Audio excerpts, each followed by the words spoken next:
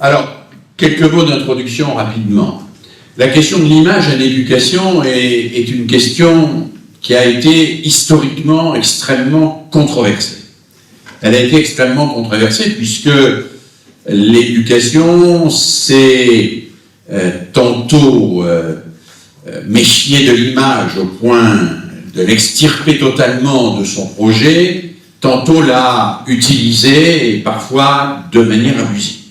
Si on remonte aux origines de l'éducation occidentale, c'est-à-dire à Platon par exemple, eh bien l'image c'est ce dont il faut se détacher, puisque la philosophie prétend que l'image est toujours fausse et que la réalité c'est la capacité à accéder à l'intelligible en sortant du sensible. Il faut donc purger l'enfant de toutes les images pour lui permettre d'accéder à des concepts. Il n'y a donc pas d'image dans l'école de Platon, mais il n'y a pas d'image dans, globalement, toute une tradition de l'éducation centrée sur la spéculation, centrée sur l'intelligence, centrée sur le maniement de la conceptualisation. Si on prend par exemple les textes du philosophe Alain, on s'aperçoit que le philosophe Alain excluait complètement les images. Il voulait les exclure à la fois des livres, mais aussi des murs de la classe. Il exigeait des murs nus, où rien ne puisse distraire l'enfant, et il voulait que l'enfant soit confronté à des exercices qui soient des exercices qui l'amènent à se dégager de ces images, qui ne sont que toujours partielles, toujours déformées, d'une réalité qui n'est accessible que par l'intelligence. Ça peut nous paraître curieux, étrange aujourd'hui, ça n'est pas tellement que cela, finalement. C'est vrai que les constructions intellectuelles humaines sont souvent des constructions qui se dégagent des images immédiates pour faire accéder à des concepts ou à des modèles qui se donnent comme plus vrais que les images.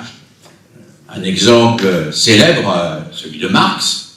Marx qui explique qu'il n'a pas appelé son livre essentiel « Les capitalistes », ni même « le capitalisme », qu'il l'a appelé « le capital », en expliquant que les capitalistes, ça n'existe pas, puisque si vous détruisez quelques capitalistes, il y en aura de nouveaux, que le capitalisme lui-même, c'est un ensemble d'outils qui n'existe que parce qu'il existe une mécanique qui n'est intelligible que conceptuellement, qu'intellectuellement, qui est la mécanique de la plus-value, et que cette mécanique, c'est celle qui est engendrée par l'existence du capital.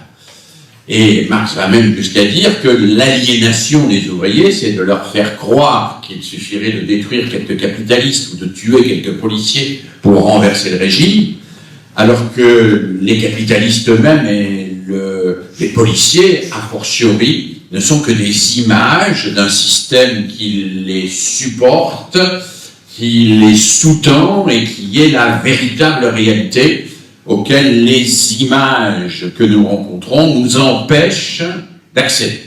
Donc tout l'enseignement français, tel qu'il s'est développé dans l'Hexagone en particulier, s'est développé dans cette méfiance des images.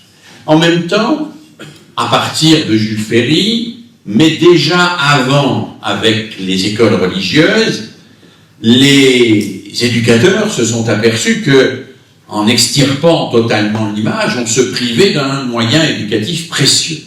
C'est la raison pour laquelle je vous indiquais que l'on a oscillé entre l'exclusion de l'image et parfois l'introduction de l'image, entre l'interdiction de la représentation et l'iconographie. L'iconographie avec parfois un aspect de sanctuarisation pour précisément faire adhérer l'enfant à ce qu'il n'est pas encore capable de comprendre. L'icône donne à adorer ce que l'enfant n'est pas encore un âge en mesure, ou ce dont on ne veut pas qu'il soit en mesure de penser. Alors effectivement, si on regarde l'histoire de l'éducation, on a ce va-et-vient. Et si l'on regarde les classes de la Troisième République, on a cette oscillation entre la méfiance à l'égard de l'image, considérée comme toujours trompeuse, et la nécessité d'utiliser des images pour incarner aux yeux de l'enfant ce qu'il doit non seulement savoir, mais ce qu'il doit pouvoir se représenter, ce qu'il doit pouvoir exprimer dans son esprit, ce vers quoi tend l'éducation. Et bien évidemment, sous la Troisième République, on va développer toutes les images qui renvoient à la patrie, aux grands hommes et à l'exaltation de ce qui a constitué l'État-nation. Alors, ça c'est pour le passé. À partir des années 1960-1970, nous allons aborder une deuxième étape. Une deuxième étape avec une autre alternative, qui est moins une oscillation qu'une alternative, entre ceux et celles qui veulent décoder les images et qui vont s'atteler à mettre en place dans les classes ce que l'on appelait à l'époque la grammaire de l'image, et puis ceux et celles qui vont s'attacher plutôt à la symbolique de l'image, c'est-à-dire à travailler plutôt autour de sa signification, ce qu'elle signifie, ce à quoi elle renvoie sur le plan culturel, plutôt que la manière dont elle est construite. Alors ceux et celles, mais il y en a vraiment pas dans la salle, qui sont assez anciens pour avoir connu la période de la grammaire de l'image, se souviennent peut-être qu'on apprenait, je l'ai appris à mes élèves en 6e, parce que c'était au programme quand j'étais professeur de français, ce qui était une prise en contre-champ. On expliquait qu'un contre-champ, ça permettait le montage. On expliquait aussi qu'une contre-plongée s'agrandissait, qu'une plongée s'arapetissait. On expliquait ce qu'était un plan américain. On expliquait comment on faisait un panoramique, etc. Et avec tout ça, on nous donnait quelques éléments de lecture de l'image, comme on disait à l'époque, lecture de l'image qui était essentiellement illustrée à travers quelques plans célèbres de films classiques, ultra classiques. Je me souviens avoir étudié en détail la fameuse scène du cuirassé Potemkin, où dans l'escalier, le fameux landau dégringole pendant un temps infini, avec une alternance de plans rapprochés, éloignés, de zoom, de contre-plongée, etc., pour donner le sentiment de la révolte et en même temps de la colère ressentie par le peuple tout entier à la vision de l'injustice. Alors il y avait donc tout ce travail sur le décodage de l'image et sur la notion des effets que produisait l'image. Cette notion des effets que produisait l'image a abouti très souvent à confondre l'image avec la somme des effets que l'image utilise et l'effet final que tous ces effets produisent. Mais on a vu apparaître, et c'est un peu le pendant de cette grammaire de l'image, aussi à peu près en même temps, et sous l'impact d'ailleurs à la fois du cinéma, mais également de la publicité, tout un travail sur le contraire de l'effet, ou sur ce qu'on pourrait appeler le minimalisme de l'effet, l'ascèse de l'effet, c'est-à-dire ce qui va au fond resserrer l'effet jusqu'au moment où il sera le plus symbolique et où il y aura le minimum de moyens dépensés pour le maximum d'émotions produites sur le spectateur. Et là, on a une bascule qui est, à mon avis, une bascule extrêmement intéressante. Quand on passe, par exemple, de l'étude d'Eisenstein et d'un film d'Eisenstein qui est une accumulation d'effets extrêmement prolixes et extrêmement démultipliés, à l'étude de certains films comme La Nuit du Chasseur, par exemple, qui sont des films où les effets sont très atténués, où il y a une sorte d'ascèse absolue avec quelques effets qui apparaissent d'autant plus inquiétants qu'ils sont rares, peu nombreux, qu'ils se déroulent dans une sorte de pénombre permanente et qu'ils ont pour vocation de faire peser sur le spectateur une angoisse et une inquiétude qui monte et qui monte et qui monte et qui monte jusqu'à la fin. Quand on passe de l'un à l'autre, on passe d'un certain type d'image à un autre type d'image, et ça correspond d'ailleurs à peu près à ce qui s'est passé au même moment dans le théâtre, quand on a abandonné le décor de type naturel qui imitait la réalité pour construire des décors avec des cubes de bois, avec quelques morceaux de carton, qui étaient censés symboliser une réalité que l'on ne voyait pas. On entrait directement dans le symbole. Et on pourrait dire qu'aujourd'hui, l'image oscille un peu entre ces deux polarités. L'image à effet maximal, c'est celle du futuroscope, celle du futuroscope à Poitiers, là-bas quelque part, dans les environs de Poitiers. On vous fait descendre un rapide canadien, et pour descendre un rapide canadien, on vous installe dans un siège qui est monté sur vérin hydraulique, de telle manière à ce que vous puissiez ressentir les vibrations du canoë canadien. Alors vous êtes entouré d'un écran à 180 degrés, 360 degrés même dans un certain nombre de cas. Tout cela vibre, vous avez un son surround qui vous emplit les oreilles, et on va même jusqu'à vous projeter des petites gouttelettes qui vous donnent le sentiment d'être mouillé quand vous sortez et d'avoir réellement descendu le rapide canadien. Vous êtes là, accroché à votre siège, vous avez vécu pour de vrai une expérience que l'image vous a permis de vivre sans danger, alors que si vous étiez parti au Canada, il est réellement descendu un rapide, vous n'en seriez probablement pas revenu.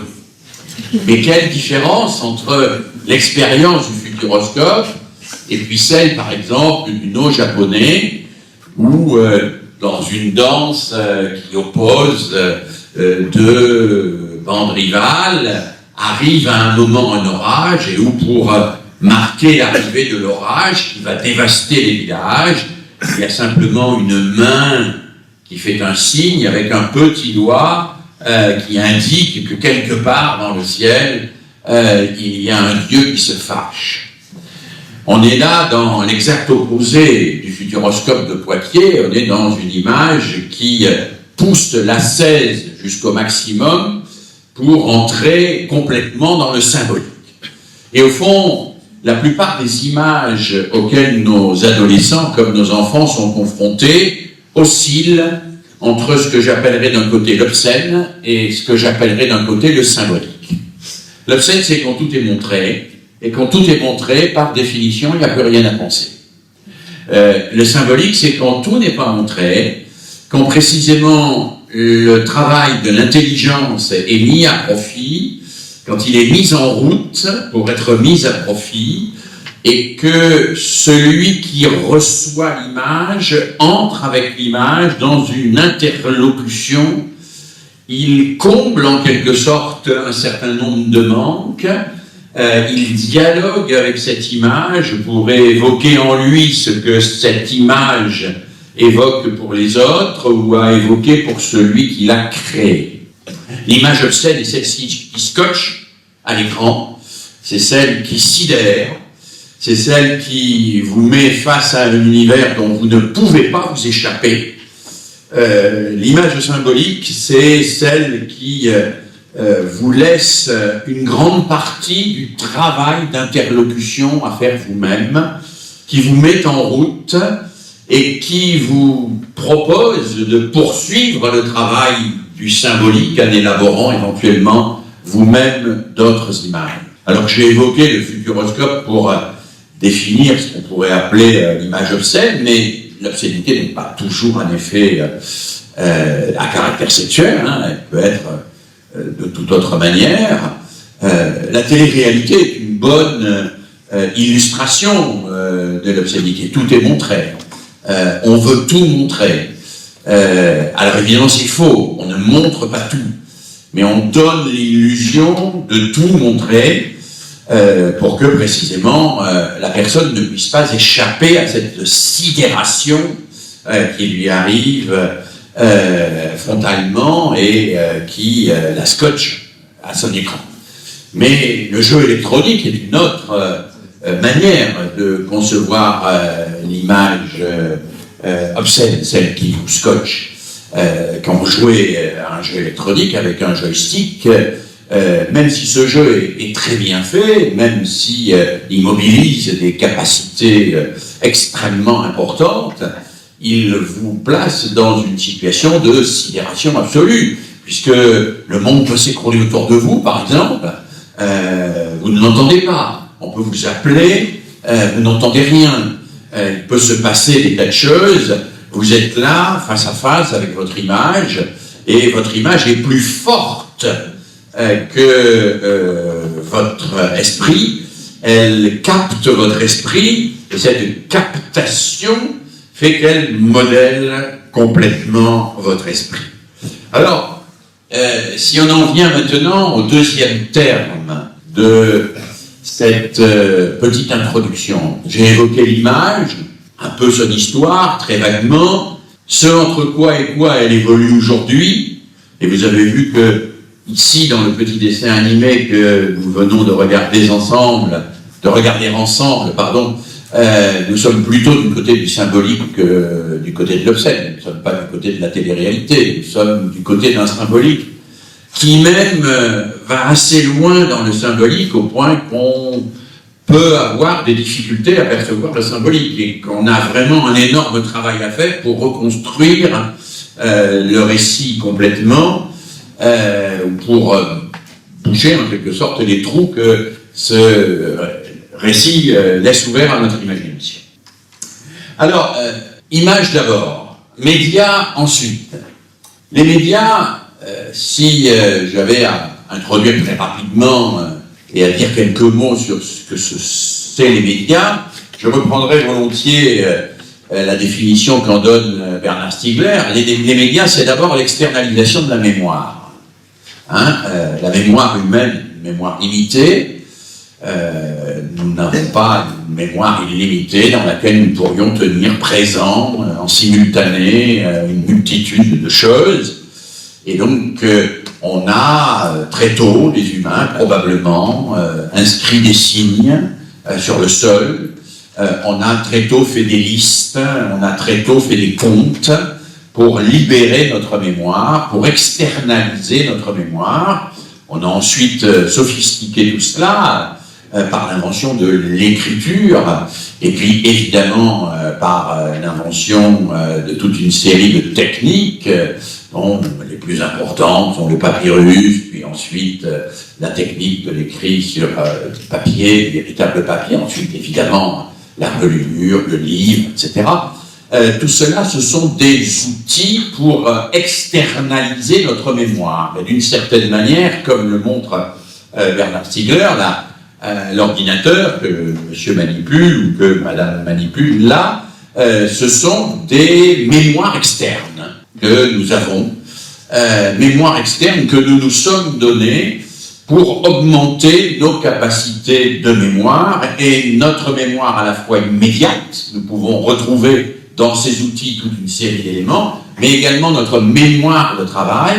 Ces outils comportent toute une série d'algorithmes qui nous permettent de leur faire effectuer toute une série de choses selon des processus que nous n'avons pas à garder en permanence en mémoire. C'est le principe de la calculette, par exemple, démultiplié à l'infini dans l'ordinateur gigantesque qui gère aujourd'hui le trafic aérien, ou bien la bourse de Chicago. Nous sommes là devant une externalisation de la mémoire, et ce que montre Bernard Stiegler, c'est que cette externalisation de la mémoire n'est jamais innocente, et que la matérialité de cette externalisation de la mémoire aboutit toujours à une certaine configuration psychique. C'est-à-dire que selon le type de mémoire externe que l'on utilise, on ne va pas penser de la même manière. On ne pense pas de la même manière quand on écrit sur des rouleaux que l'on dévide, quand on ouvre des livres. On ne va pas penser de la même manière quand on va travailler sur des pages d'ordinateur, et on ne pense pas de la même manière quand on fonctionne sur Snapchat, sur Twitter, que quand on fonctionne sur des magazines qui eux-mêmes ne sont pas construits tout à fait comme des journaux. Cette mémoire externe formalise les éléments qu'elle contient, et c'est ce qui a fait dire à Marshall McLuhan sa phrase célèbre: le message, c'est le média. Le message, c'est le média, parce que ce que transmet d'abord un média, c'est lui-même. C'est la manière dont il a capturé le réel et la manière dont il le restitue.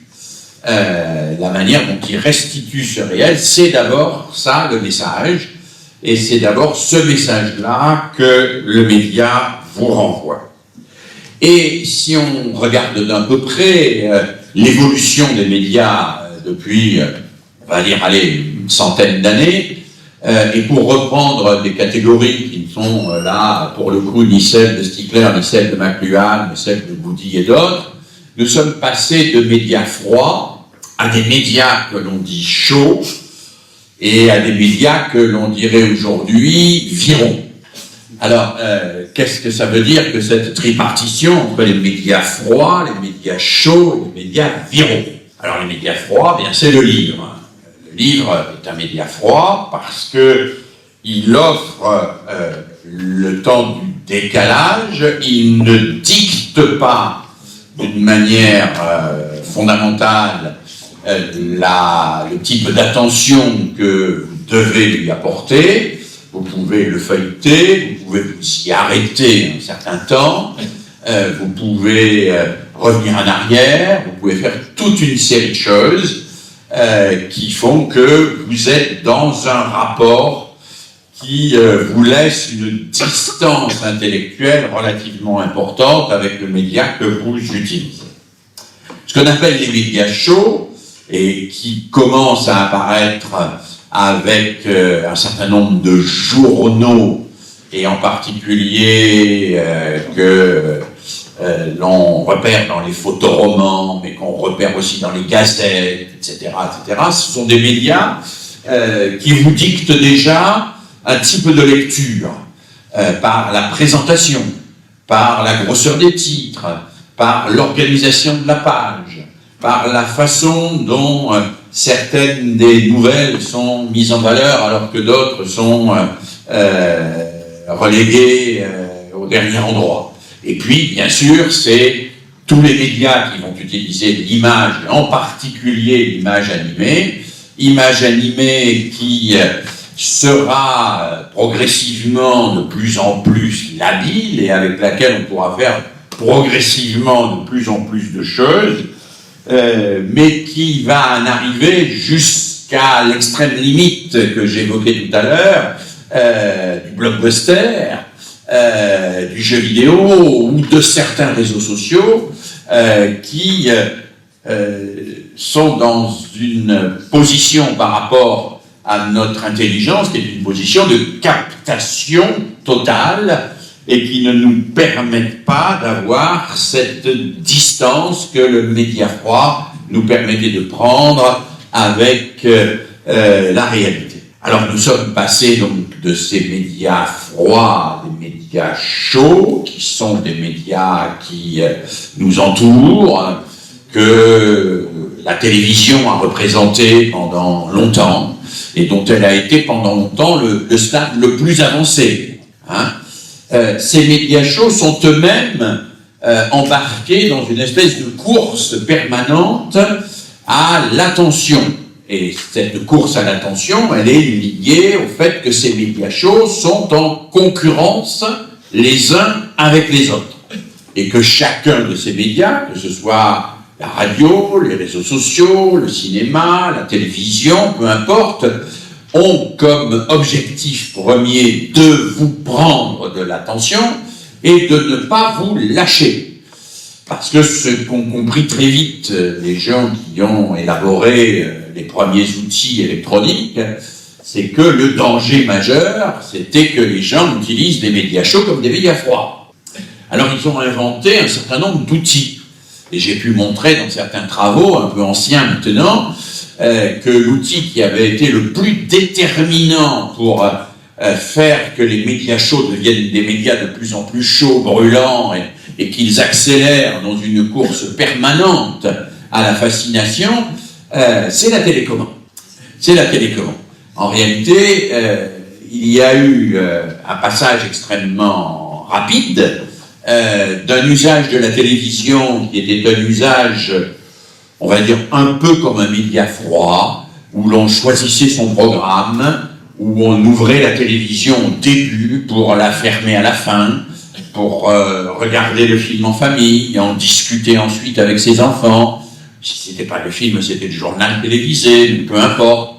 On est passé de cela à un usage de la télévision qui, grâce à la télécommande, renvoie le sujet à une forme de toute puissance. Dans un article que j'ai fait pour la revue Medium, qui précisément s'intéresse à cette question de l'impact des médias, j'avais appelé cette télécommande un phallus high-tech. Alors, un phallus high-tech, évidemment, parce qu'elle en a la forme, d'une part, parce qu'elle est high-tech, évidemment, mais surtout parce qu'elle en a la fonction.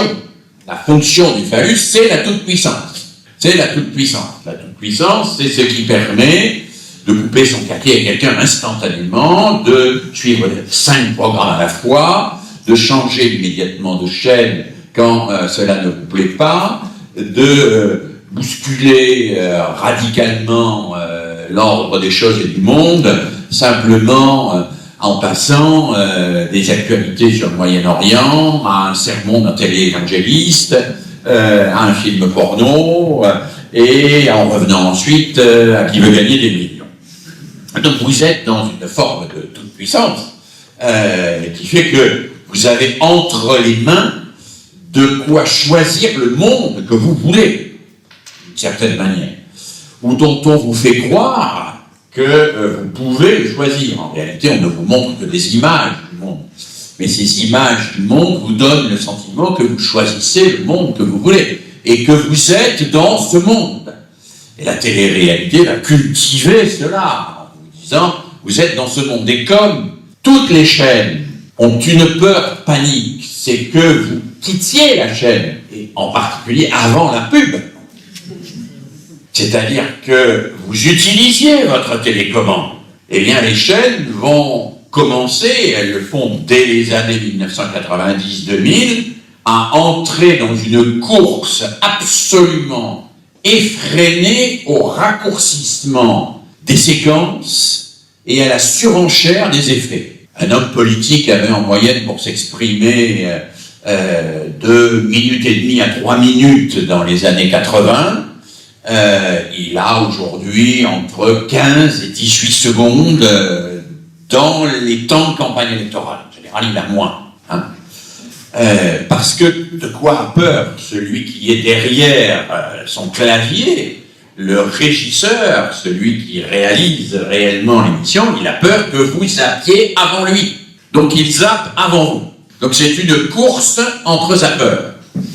Le zappeur que vous êtes, la zappeuse que vous êtes, a entre les mains un outil de toute puissance qui non seulement lui permet de changer le monde et de changer son image du monde, mais lui permet de faire accélérer en permanence les programmes, puisque chacun sachant que vous ne voulez pas vous ennuyer, qu'une image qui dure un peu trop, ou une réplique qui se répète, ou une explication qui rentre dans une démonstration, cela est insupportable, eh bien, comme chacun sait cela, chacun raccourcit, chacun coupe.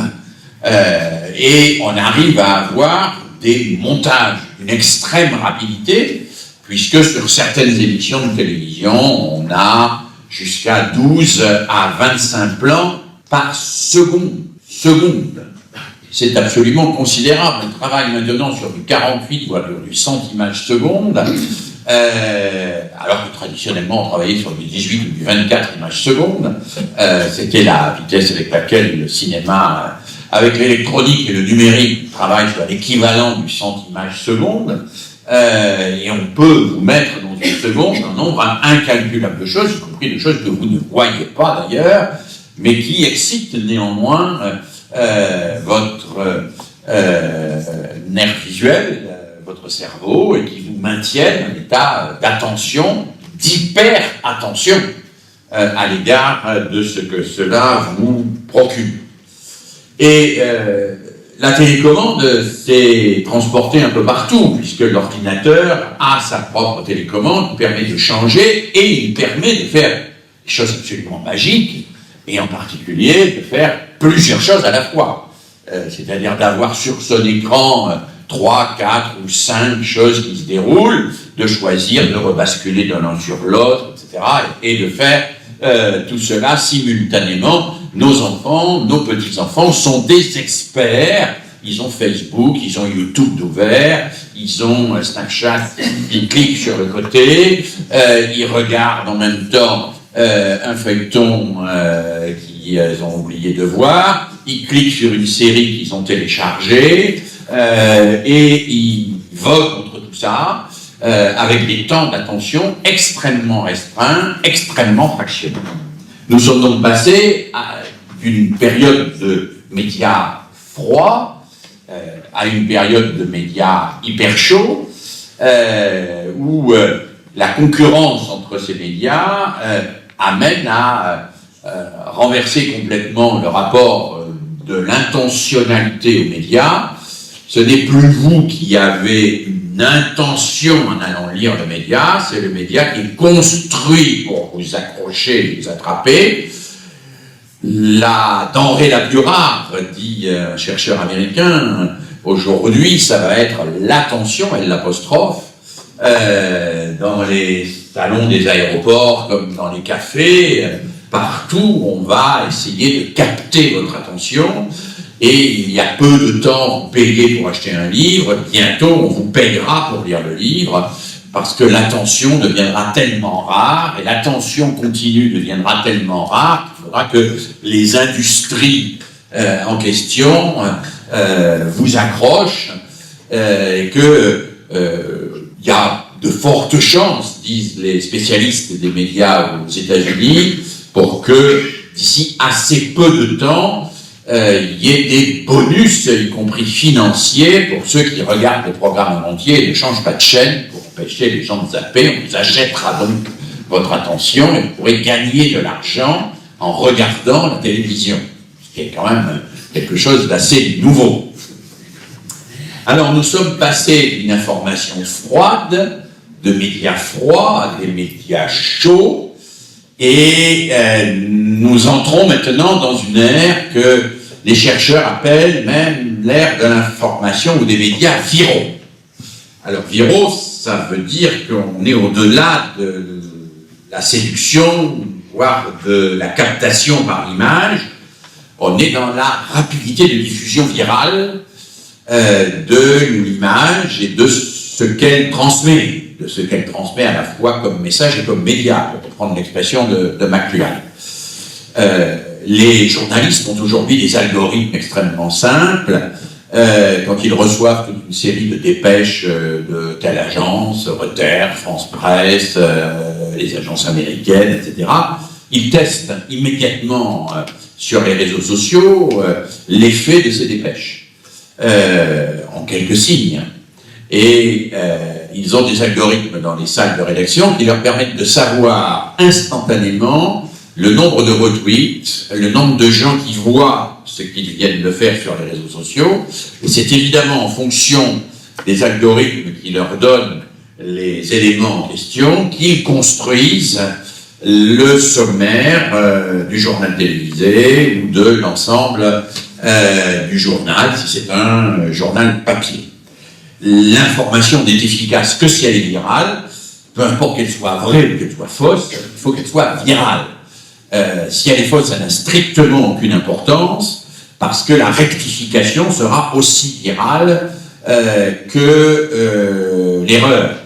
Et qu'on a tout intérêt à faire se battre des gens qui, l'un blanc, l'autre noir, et qui le font à une vitesse grand V, de telle manière à activer l'attention de ceux et celles qui sont accrochés à leurs prothèses technologiques et qui ne peuvent pas s'en séparer. Alors cette information et ces médias viraux, ne croyez pas qu'ils sont à usage simplement public. Ils sont aussi, via un certain nombre de petits logiciels que tous vos enfants, vos petits-enfants ont dans leur portable, comme Snapchat ou ce genre de choses, ils sont aussi à usage social restreint. L'important est de répondre vite, au plus de monde possible, et de provoquer la réaction du plus de monde possible le plus vite possible. L'important, c'est donc de diminuer toujours et de plus en plus le temps de la pensée, le temps de la réflexivité. On est dans une forme de médiatisation qui, bien évidemment, pose problème.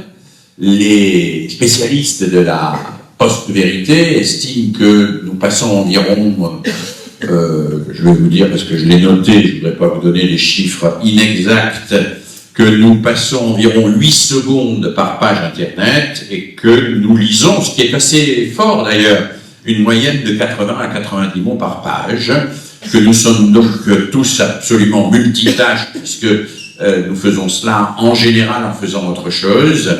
Et comme nous savons aujourd'hui, grâce aux neurosciences, quelles sont les zones cérébrales qui sont irriguées et qui sont activées pendant que nous faisons cela, nous observons et nous pouvons observer que quand nous faisons tout cela sur nos appareils, eh bien nous paralysons les zones consacrées au raisonnement logique et en particulier le cortex frontal qui est paralysé et qui ne peut plus jouer son rôle d'évoluer au raisonnement logique et à l'argumentation.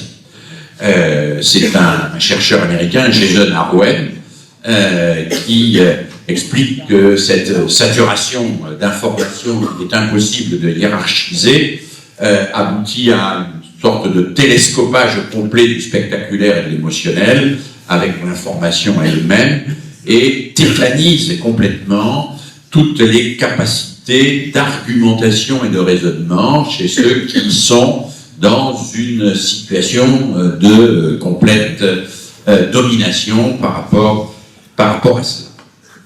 Alors tout cela pose évidemment un problème, troisième série de remarques, sur la question de la citoyenneté.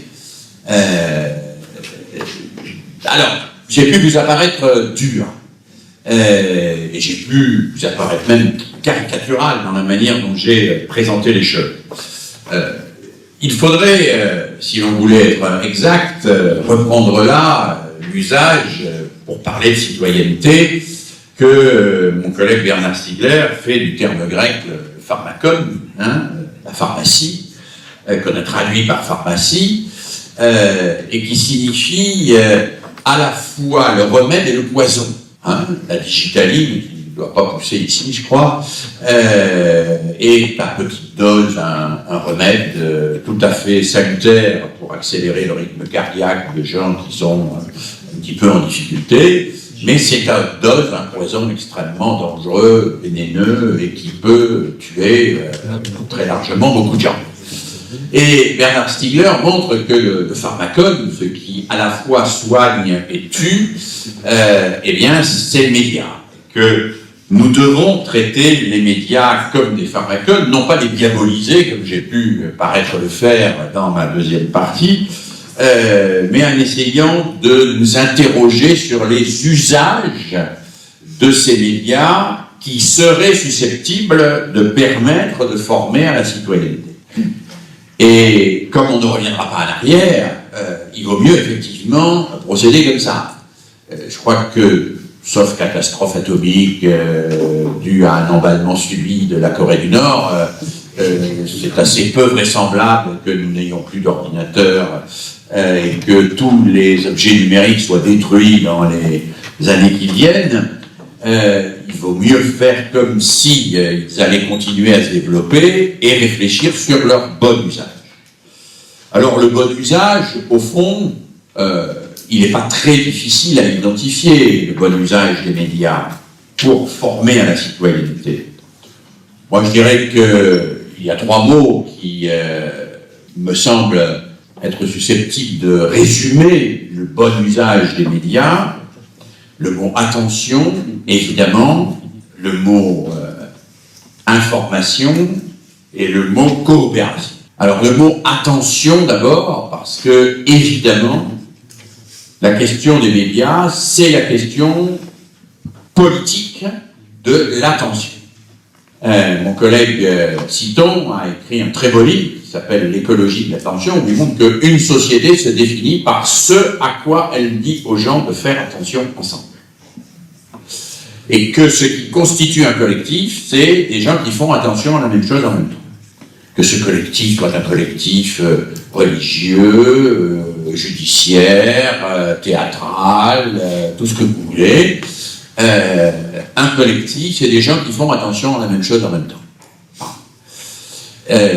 La question de l'attention n'est donc pas du tout une question de volonté individuelle. Bien évidemment, notre volonté individuelle joue dans notre capacité à faire attention à, mais c'est d'abord une question politique, l'attention. C'est comment les pouvoirs politiques régulent les dispositifs d'attention que sont la télévision, Internet, le téléphone portable même, dans un certain nombre de lieux, quel usage collectif les pouvoirs publics, c'est-à-dire nous décidons d'avoir de ces outils. Quel usage nous décidons d'avoir de ces outils. Il m'arrive, mais sans doute à vous également, de voir parfois une famille au restaurant où les 4 ou 5 personnes autour de la table ont chacun leur téléphone portable et envoient des textos.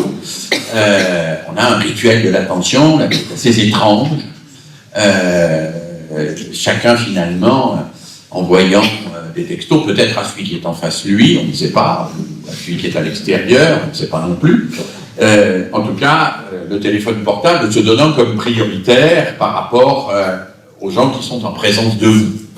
Alors on voit bien ce que ça peut vouloir dire qu'une société où la fascination des prothèses technologiques deviendrait prioritaire sur l'attention à l'humain. Ça s'appelle tout simplement la barbarie. Quand les prothèses technologiques sont plus fascinantes que l'attention à l'humain et à l'humanité dans l'humain, ça veut dire que l'humain n'est plus ce qu'il y a de plus important. Le plus important n'est plus la personne qui est en face de vous, ce ne sont plus les humains avec lesquels vous vivez, c'est la prothèse technologique. Alors donc vous me direz qu'il vous relie parfois à d'autres humains, mais au détriment de cette présence du visage de l'autre, dont Emmanuel Lévinas montre bien quelle est la caractéristique de l'humain dans ce qu'il a de plus fort, parce que s'échangent là des choses qui ne peuvent s'échanger d'aucune autre manière, ni autre. Donc reconstruire des dispositifs d'attention, c'est probablement possible à travers les médias, mais ça demande probablement, on y reviendra dans le débat, un travail de la famille, un travail de l'école, un travail des mouvements d'éducation populaire, un travail aussi sur des choses aussi simples que voir un film au cinéma, ça n'est pas tout à fait la même chose que le voir quand on l'a téléchargé sur Internet. Le cinéma, c'est un dispositif d'attention collective où on est dans le noir, on regarde ensemble la même chose en même temps, sans être distrait par autre chose, en principe, parce que maintenant dans les cinémas, il y a les portables qui fonctionnent aussi parfois.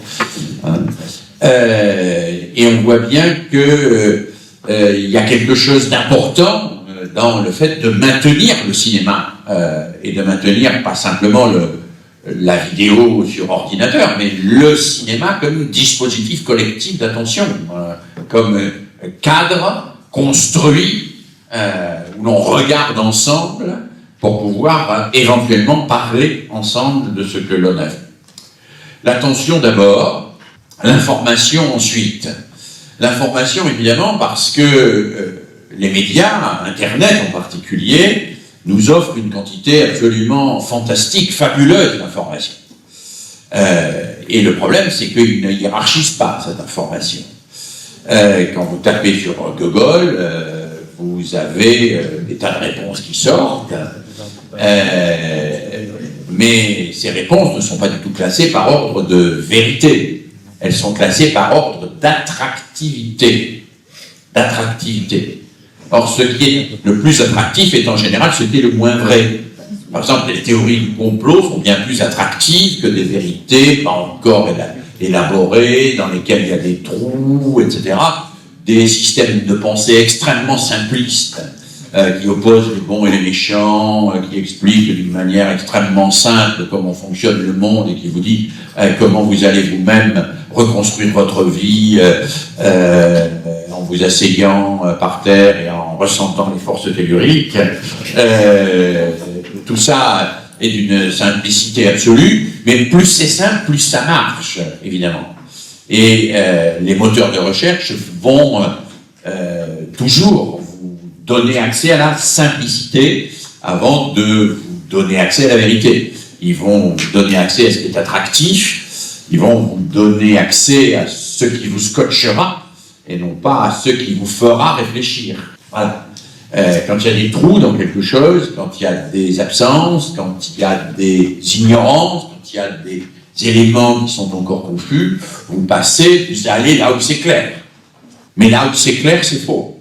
Puisque la réalité de la connaissance humaine, c'est que la clarté, ça n'est jamais que le bout, l'aboutissement, la fin d'un long processus compliqué.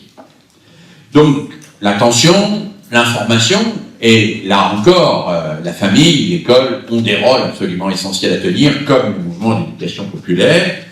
Et puis, le troisième terme, c'est celui de la coopération. On peut imaginer un monde où chacun d'entre nous sera derrière son écran et où nous serons ensemble, côte à côte. Nous vivrons ensemble, côte à côte, mais juxtaposés dans l'indifférence de l'autre. Et indifférence qu'éventuellement nous ne romprons qu'à travers les réseaux sociaux, mais sans jamais rencontrer l'autre. Une étude de deux collègues de Clermont-Ferrand montre que le cyberharcèlement, par exemple, qui sévit entre les adolescents, est beaucoup plus ravageur, en particulier pour les jeunes filles, que le harcèlement direct, présentiel. Il est plus ravageur parce que sur les réseaux sociaux, on peut se permettre de dire des choses qu'on ne dirait jamais en face. Moi-même, hier soir, j'étais très affecté parce que j'ai ouvert les réseaux sociaux et j'ai vu bordé d'injures me concernant, de gens qui évidemment jamais n'auraient osé me dire ça face à face. Enfin, on ne sait jamais, tout à l'heure peut-être certains vont s'y mettre, mais de gens qui le font en plus sous le couvert de l'anonymat. Et qui dépasse évidemment les bornes dans la violence. Il y a donc dans les réseaux sociaux un vrai danger de monter de l'indifférence à l'autre et un vrai danger de monter d'un cran dans l'agression, puisque la présence de l'autre n'est même pas là pour me rappeler à l'ordre de l'altérité et de l'humain que l'autre représente. Hein. Donc il y a ce danger-là. Mais les réseaux sociaux, pour autant, sont des fabuleux outils de coopération. Sont des fabuleux outils de coopération. Coopération à travers les outils collaboratifs, qui sont extrêmement nombreux. Coopération entre les générations, par exemple, aussi. Mes enfants ont appris Internet à leur grand-père et ont transformé la vieillesse de leur grand-père, qui, à travers Internet, a vécu une vie tout à fait fantastique. Et des expériences les plus significatives que j'ai faites, c'est celle de demander à des jeunes de lycée professionnel informatique d'aller apprendre l'informatique, le numérique à des personnes d'une maison de retraite. C'était fabuleux parce que l'échange était d'une grande qualité. Ces personnes âgées découvraient des pays qu'elles n'avaient jamais visités, refaisaient leur arbre généalogique, redécouvraient des photos qu'elles avaient oubliées, et en même temps, elles interrogeaient ces jeunes: mais tu fais quoi sur World of Warcraft? Tu me dis que tu as 17 avatars, que tu es au niveau 12, tu peux m'expliquer, c'est quoi cette histoire? Et les jeunes se mettaient à parler à ce moment-là de choses dont ils ne parlent jamais avec leurs parents, parce que vous ne savez pas à quel niveau est votre fils ou votre fille sur World of Warcraft. Enfin, si, peut-être certains d'entre vous, enfin, pas la majorité d'entre vous. On peut évidemment faire de ces outils des outils de coopération extrêmement précieux. Alors cela suppose un certain nombre de règles, qui sont des règles, me semble-t-il, qui renvoient à une éthique collective, et de la même manière que Bergson disait, c'est un peu passé de mode parce que Bergson est dans le purgatoire des philosophes, mais de la même manière que Bergson disait que l'apparition de la technique nécessitait un supplément d'âme, je pense que l'apparition du numérique nécessite un supplément de pensée et d'éducation à la pensée. De pensée et d'éducation à la pensée, et que cela nécessite aussi un changement dans le rapport à la temporalité. Parce que, au fond, ce qui est le plus dévastateur pour un certain nombre de nos enfants dans le numérique, c'est quand celui-ci abolit la temporalité. Le temps réel, c'est l'abolition du temps. Quand vous répondez en temps réel, ça veut dire que vous ne prenez pas le temps de répondre. Ça veut dire que vous répondez instantanément. Le temps réel, c'est l'instantanéité. Et quand vous répondez dans l'instantanéité, c'est en général n'importe quoi. Parce que vous n'avez pas pris le temps de réfléchir, d'anticiper les conséquences, de voir les différentes hypothèses, etc., etc. Alors, ça n'est pas l'outil qui nous oblige à répondre en temps réel. Même le mail, on peut écrire un mail, le mettre dans la case brouillon, le lire le lendemain, le relire le surlendemain, l'envoyer 48 heures après, il a été bien peaufiné, bien relu, etc. Ou on peut, quand on reçoit un mail collectif qui nous énerve, répondre à 123 personnes, je vous emmerde, dans la seconde où on reçoit le mail. On peut rester dans l'instantanéité pulsionnelle, ou bien au contraire prendre le temps d'utiliser ces outils comme des moyens pour permettre de réinvestir la temporalité. Je vais m'arrêter là pour ces quelques remarques introductives sur les trois termes qui m'étaient proposés,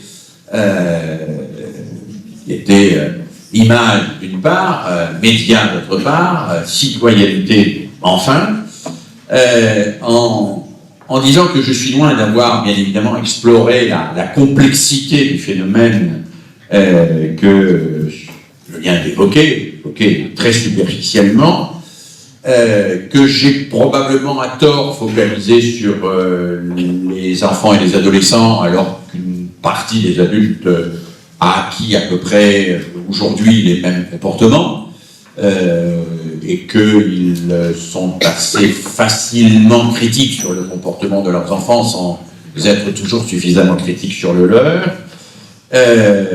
sachant que, bien évidemment, dans ce domaine, comme dans beaucoup, c'est notre exemple d'adulte et notre place d'adulte qui se joue. On pourrait multiplier les exemples pour illustrer cela. Disons tout simplement que face à l'écran, l'enfant a besoin d'un adulte à côté de lui. À côté de lui, pour lui dire, quand il a 3 ans, non, la télé, c'est pas pour toi. Quand il a 5 ans, la tablette, c'est une demi-heure et c'est pas plus, et c'est avant le repas et pas à tel moment, comme le dit Serge Tisseron. Quand il a 9 ans, en disant l'ordinateur, c'est pour faire ceci, pour chercher des documents. Il a besoin d'avoir un adulte à côté de lui parce qu'il va aussi rencontrer un certain nombre de choses qui sont des images dévastatrices sur le plan psychique. Je ne vais pas rentrer ici sur la question très complexe de la pornographie et de l'inflation pornographique sur Internet, qui est évidemment dramatique. Dramatique dans la mesure où elle ramène le corps à de la viande, ce qui est la définition même de l'animalité par rapport à l'humanité. Vous savez qu'aujourd'hui, les anthropologues sont tous d'accord pour dire que l'Homo sapiens sapiens a commencé quand il a enterré ses morts, c'est-à-dire quand il a considéré que le corps n'était pas de la viande, et qu'on devait un respect au corps, que ce respect du corps était constitutif de ce que Montaigne appellera beaucoup plus tard l'humaine condition. Or, sur Internet, le corps, c'est souvent de la viande, étalée sur des étals de boucherie plus ou moins ragoûtants, plus ou moins travaillés, mais cela ne peut pas ne pas avoir d'impact, pas plus que la violence ne peut pas ne pas avoir d'impact. Alors bien sûr, nos enfants ne regarderont pas des images pornographiques en notre présence. Mais pour autant, la figure tutélaire de l'adulte doit être là, présente, pas dans l'instant, mais présente suffisamment et à certains moments pour que des paroles soient dites et pour que l'enfant ne soit pas laissé seul face à la sidération de l'image. Pour ne pas être laissé seul face à cette sidération de l'image, je pense qu'il n'y a qu'une invention humaine, la plus belle des inventions humaines, c'est la parole. C'est la parole échangée, même si, évidemment, avec les adolescents, c'est compliqué. Parce qu'ils parlent peu, parce qu'ils parlent pas souvent, parce qu'ils parlent pas de ce qui les intéresse, et parce que quand on leur parle de quelque chose qui les touche, ils ne nous disent pas merci, mais va te faire foutre. Et donc c'est compliqué. C'est compliqué, mais notre présence, notre figure tutélaire est nécessaire. Il est nécessaire qu'elle soit là, et il est nécessaire que dans l'école, elle soit là aussi.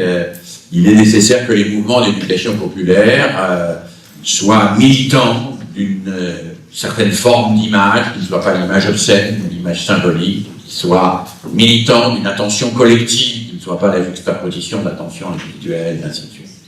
Voilà ce que je souhaitais vous dire en introduction à un débat que nous allons avoir maintenant. Je n'ai pas répondu à toutes les questions qui m'avaient été posées, mais vous allez les poser tout de suite. Voilà. Merci de votre attention pour quelques minutes.